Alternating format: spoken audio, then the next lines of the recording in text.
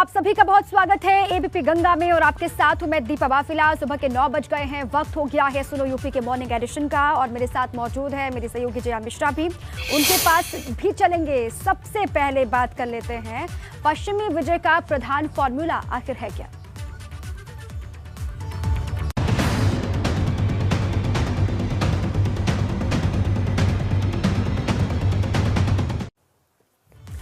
UP में विधानसभा चुनाव की तारीखों का ऐलान होने में कुछ ही वक्त बाकी रह गया है। उससे पहले यूपी को सौगातों की बारिश लगातार मिल रही है, सिलसिला लगातार जारी है, क्योंकि आचार संहिता लगने के बाद नई योजनाओं का लोकार्पण और शिलान्यास रुक जाएगा और इसीलिए प्रदेश और केंद्र सरकार लगातार यूपी पर सौगातों की बारिश कर रही हैं। आज पीएम मोदी मेरठ को नए साल पर खेल यूनिवर्सिटी की सौगात देने आ रहे हैं। पीएम मोदी, खबर यह है कि दोपहर करीब 1 बजे के आसपास मेरठ के सर्दनाक कस्बे में पहुंचेंगे। यहीं पर मेजर ध्यानचंद खेल यूनिवर्सिटी की नींव रखेंगे प्रधानमंत्री मोदी। करीब 700 करोड़ की लागत से बनने वाली ये खेल यूनिवर्सिटी पश्चिमी उत्तर प्रदेश में खेल प्रतिभाओं को निखारने में अहम योगदान देगी, तो साथ ही साथ यूपी चुनाव में भाजपा के लिए भी पश्चिमी किले को मजबूत करेगी।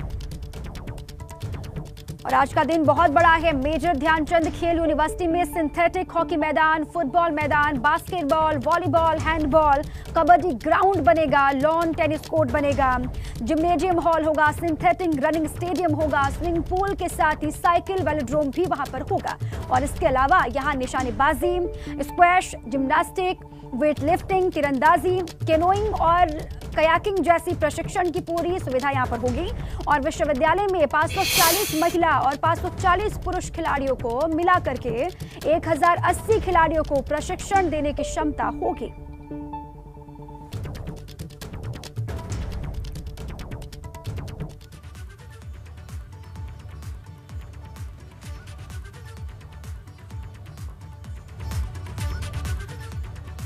तो आज का दिन ना सिर्फ मेरठ के लिए बल्कि पूरे पश्चिमी उत्तर प्रदेश के लिए बहुत अहम है। मेरठ को क्या बड़ी सौगातें मिल रही हैं वो आप जानिए विस्तार से।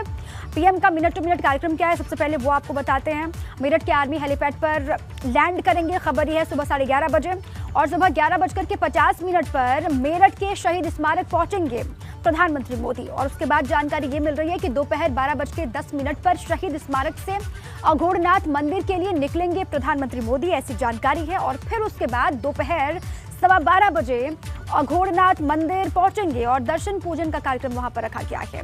दोपहर 1 बजे खतौली हेलीपैड पर उतरेंगे प्रधानमंत्री मोदी, ऐसी जानकारी है। और फिर जानकारी है कि सरदना के सलावा में स्पोर्ट्स यूनिवर्सिटी का शिलान्यास करने के लिए पहुंचेंगे प्रधानमंत्री मोदी। दोपहर 2:30 बजे का वक्त है, हेलीपैड के लिए प्रस्थान करेंगे। उसके बाद उनके दिल्ली जाने का कार्यक्रम है। कुल मिलाकर के कितने बजे पहुंचेंगे, क्या क्या कार्यक्रम वहां पर होने सिलसिलेवार तरीके से वो जानकारी हमने आप तक पहुंचाई। अब आपको सीधे मेरी सहयोगी जया के पास ले चलते हैं। Over to you Jaya. बिल्कुल दीपा, आपने विस्तार से मिनट टू मिनट कार्यक्रम प्रधानमंत्री का बताया। मेरठ में प्रधानमंत्री नरेंद्र मोदी की जनसभा भी है और सुबह से ही घना कोहरा छाया हुआ है। सुबह 8:30 बजे तक लोग लाइट और डिपर जलाकर चल रहे थे सड़कों पर और कोहरे की चादर की वजह से चारों तरफ अंधेरा ही अंधेरा दिखाई दिया। दूर दूर तक कुछ भी दिखाई नहीं दे रहा है। सुबह का वक्त है, लोगों को काफी परेशानी उठानी पड़ी। हमारे संवाददाता ने एक रिपोर्ट भी तैयार की है, दिखाते हैं। हम इस समय मौजूद हैं मेरठ में और आज मेरठ में दिखाते हैं कि सुबह जो सर्दी का सितम है वो किस तरीके से, और जो कोहरा है, कोहरा आप देख सकते हैं कि किस तरीके से कोहरा पड़ रहा है। गाड़ियों की जो लाइटें हैं वो जलाई जा रही हैं। दिन का समय है और सुबह का वक्त है। सुबह के 8:30 बज चुके हैं और जो कोहरा है वह कोहरा इतना ज़्यादा घना हो गया है कि कुछ भी नज़र नहीं आ रहा। जो विजिबिलिटी है वो बेहद ही कम हो गई है। अगर बात की जाए मेरठ की तो आप गाड़ियों में देख सकते हैं कि सभी गाड़ियों में इस समय लाइटें जल रही हैं और दीपर का इस्तेमाल किया जा रहा है ताकि आगे कुछ दिखाई दे, कुछ नज़र आ सके। तो आज जो सुबह है वो बेहद ही कोहरे से ढकी हुई है। एक सफ़ेद चादर ने इस पूरे मेरठ को इस समय अपने आगोश में जकड़ लिया है। कुछ भी नहीं दिखाई दे रहा है और चलने में काफ़ी परेशानी का सामना करना पड़ रहा है उन लोगों को जो कि अपनी अपनी गाड़ियों से कहीं जा रहे हैं, कहीं आ रहे हैं। तो कोहरे में अगर दिखाया तो अगर सूर्य को दिखाए तो सूर्य को दिखाने की कोशिश करते हैं कि बिल्कुल भी अगर सूरज की वो देखें तो कुछ भी नहीं नज़र आ रहा है। बिल्कुल चारों तरफ कोहरा ही कोहरा नजर आ रहा है। एक सफ़ेद चादर चारों तरफ दिखाई दे रही है और मेरठ को आज अपनी आगोश में ले लिया। कैमरामैन धर्मरतन के साथ मेरठ से एबीपी गंगा के लिए मैं शक्ति सिंह। तो मेरठ से हमारे सहयोगी शक्ति सिंह की रिपोर्ट आप देख रहे थे। वहां पर कोहरे की वजह से विजिबिलिटी बहुत कम है, जिससे वहां के लोगों को परेशानी हो रही है। अभी क्या स्थिति है और पीएम के आगमन को लेकर क्या तैयारी वहां पर की गई है, इसी पर जानकारी आप तक पहुंचाने के लिए हमारे दो सहयोगी जुड़े हुए हैं। शक्ति सिंह मेरठ से जुड़ चुके हैं और साथ में बलराम पांडे भी वहीं से लगातार बने हुए। सबसे पहले शक्ति, एक बार फिर से आप ही का मैं रुख कर रही हूँ। अभी कैसा है मौसम, वहां पर धूप दिखाई दे रही है क्या, और कैसी तैयारी आप देख पा रहे हैं पीएम के आगमन को लेकर? देखिए, अगर मौसम की बात की जाए तो मौसम साफ होना शुरू हो गया और तैयारियों की बात की जाए तो तैयारियां यहाँ पर देखी जा सकती हैं कि मेरे पीछे अगर मैं बात करूँ तो तैयारियां दिखाने की, कैमरामैन से कहूँगा कि ज़रा दिखाएं तो चारों तरफ यहाँ देख सकते बहुत ही बड़ा एक आलीशान जो पंडाल है वो यहाँ पर लगाया गया है और काफ़ी क्षेत्रफल यहाँ पर है कि यहाँ पर जो भीड़ जुटेगी। सुबह सुबह यहाँ पर महिलाओं के पहुँचने का जो सिलसिला था वो शुरू हो गया था और अब इस समय की अगर हम बात करें तो यहाँ पर जो लोग हैं अभी भी लगातार पहुँच रहे हैं। हालांकि प्रधानमंत्री के आने में अभी काफ़ी वक्त है, काफ़ी समय है, लेकिन जो लोग हैं वो सुबह ही आने शुरू हो गए हैं। वहीं अगर पुलिस व्यवस्था की बात करें तो यहाँ पर चप्पे चप्पे पर इस समय पुलिस मौजूद है और हर जगह एक गेट बनाया गया, गेट एंट्री बनाई गई है कि हर जगह एक चेकिंग की व्यवस्था की गई है कि जो भी जाएगा तो वहाँ से चेक होने के बाद दूसरे द्वार पर जाएगा तो दूसरे द्वार पर भी चेकिंग की जाएगी। वहीं तीसरे द्वार की बात की जाए तो तीसरे द्वार पे भी चेकिंग का इंतजाम किया गया है। तो आप तस्वीरों में देख सकते हैं कि पुलिस बल यहाँ पर किस तरह से मौजूद है और यहाँ पर इस समय जो तैयारियाँ हैं, अगर तैयारियों की बात की जाए तो अभी भी यहाँ पर जो तैयारियाँ हैं वो चालू हैं और लगातार यहाँ पर तैयारियाँ की जा रही हैं प्रधानमंत्री के पहुँचने से पहले, ताकि यहाँ कोई भी ऐसी कमी ना रह सके कि जिससे कि किसी परेशानी का सामना उठाना पड़े आगे आने वाले समय में। तो अगर बात की जाए इस तैयारी वहाँ पर की गई है और प्रशासनिक अमला मुस्तैद है, वहाँ पर लगातार डटा हुआ है, सुरक्षा के लिहाज से भी इंतजाम पुख्ता है, ऐसी जानकारी आप दे रहे हैं। बलराम भी लगातार बने हुए। बलराम, आपकी मौजूदगी कहाँ पर है और अपने आसपास आप क्या देख पा रहे हैं, किस तरीके की तैयारी वहाँ पर की गई है?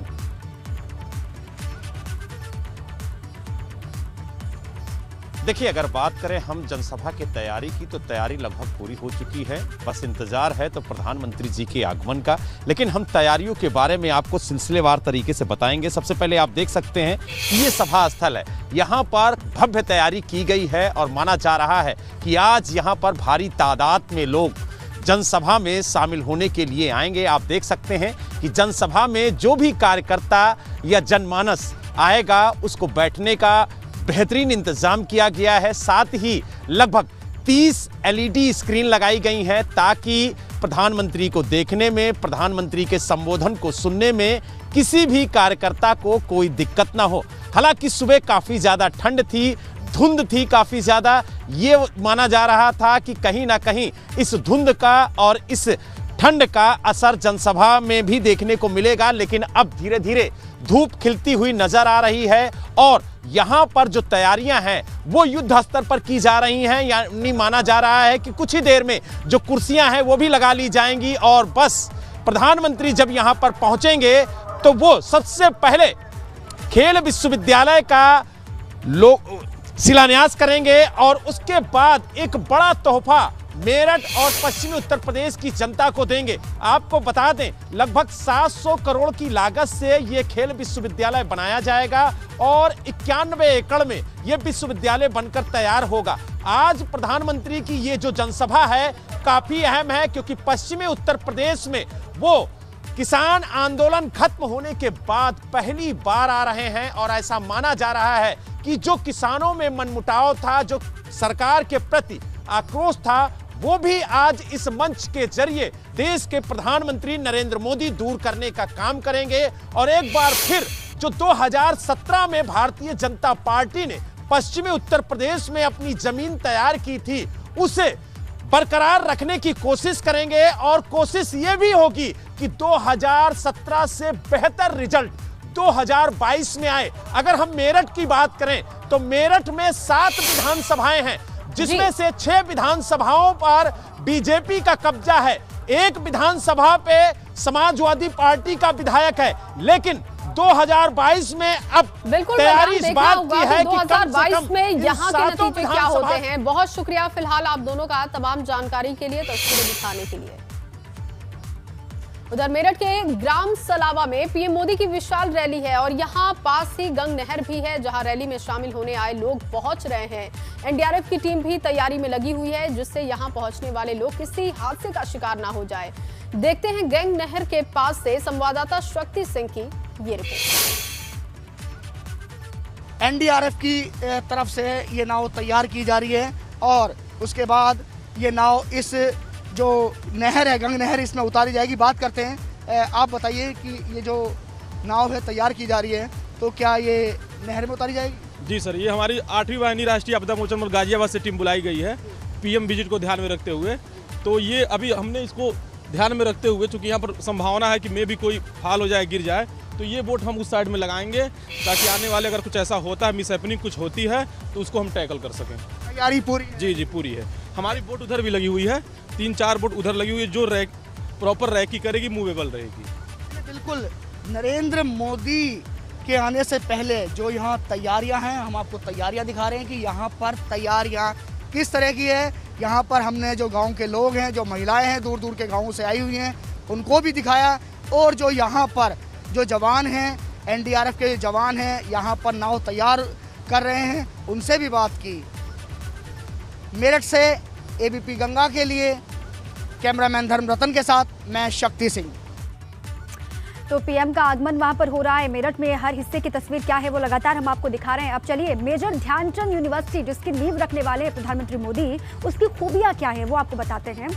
सिंथेटिक हॉकी मैदान यहाँ पर बनेगा, फुटबॉल मैदान होगा और साथ में basketball, volleyball, handball, kabaddi ground भी यहाँ पर बनाया जाएगा।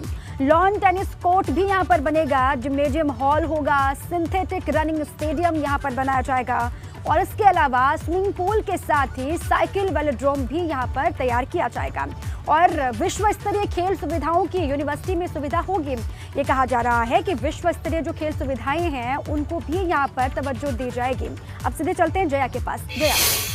बिल्कुल दीवा, और मेरे पास कानपुर से एक बड़ी जानकारी अपने दर्शकों को दे दें। आयकर विभाग की छापेमारी पर सूत्रों के हवाले से बेहद अहम जानकारी मिल रही है। पीयूष जैन के घर से मिले कैश के सोर्स की जांच की जाएगी, सूत्र ये बता रहे हैं, और कितने बैंकों से जारी हुई रकम इसकी भी जांच होगी। पीयूष जैन के आनंदपुरी आवास से मिले थे 177.75 करोड़ और पीयूष के कन्नौज वाले घर से मिले थे 19 करोड़ रुपए। इन तमाम सोर्सेस की जांच की जाएगी। नोटों के बंडलों पर लिखे सीरीज की भी जांच की जाएगी। रतीश हमारे साथ जुड़ चुके हैं। रतीश, सोर्सेस की अब पड़ताल की जाएगी, क्या महत्वपूर्ण जानकारी इस विषय में और निकलकर सामने आ रही है? बिल्कुल, देखिए, एक कारोबारी पीयूष जैन क्या जब डीजीजीआई ने छापा मारा था तो उसके बाद अकूत संपत्ति बरामद हुई थी, तमाम नकदी बरामद हुई थी। कुल मिलाकर के आनंदपुरी आवास से 177.45 करोड़ रुपए और कन्नौज के पैतृक घर से 19 करोड़ रुपए बरामद किए गए थे, जिसके बाद से नोटों के बारे में जानकारी जुटाई जा रही है।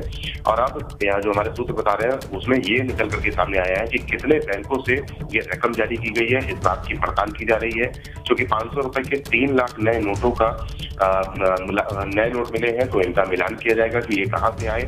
इसके अलावा भारी मात्रा में जो कैश मिला है उसका सोर्स क्या था, इस बारे में पड़ताल की जाएगी। जो ये अकूत संपत्ति मिली है उसका सोर्स क्या है, इसके बारे में पड़ताल की जाएगी। उसके बाद जांच की प्रक्रिया आगे बढ़ेगी। लगातार नजर बनाए रखेगा। बहुत शुक्रिया आपका पूरी जानकारी के लिए। अब चलिए आगे बढ़ जाते हैं, बात करते हैं अखिलेश यादव की परशुराम परिक्रमा है क्या।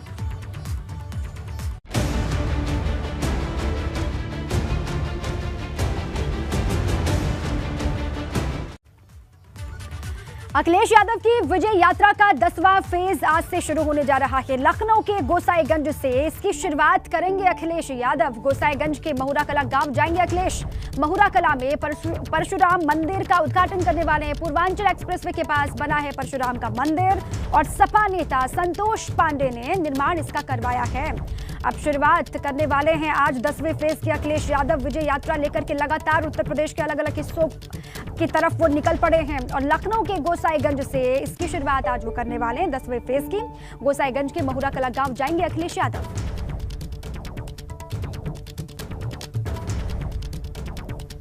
और इसी खबर पर ज्यादा जानकारी के साथ मेरे सहयोगी अनुभव लखनऊ से मौजूद हैं। अनुभव, कितनी तैयारियां इस वक्त आप वहां पर देख पा रहे हैं? अगर सियासत के लिहाज से देखें, लखनऊ के गोसाईगंज के लिहाज से देखें, तो इस सीट के लिहाज से भी कितना महत्वपूर्ण है आज अखिलेश का कार्यक्रम, क्योंकि परशुराम मंदिर का भी वो उद्घाटन करेंगे मोहरा कला में। तो तमाम अगर सियासत के लिहाज से हम देखें, क्या क्या कड़ियां हैं जो आज आप समझ पा रहे हैं वहां पर?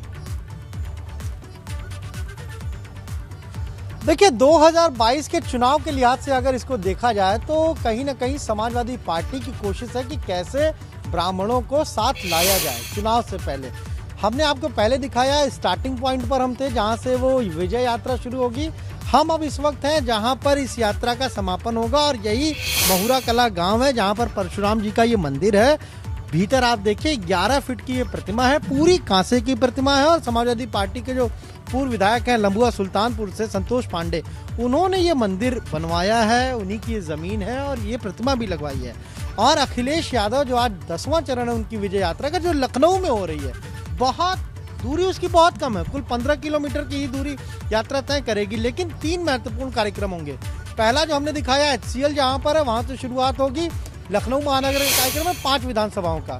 उसके बाद एक और कार्यक्रम होगा जो लखनऊ जिले का कार्यक्रम होगा, वहां पर 4 विधानसभाओं का कार्यक्रम होगा।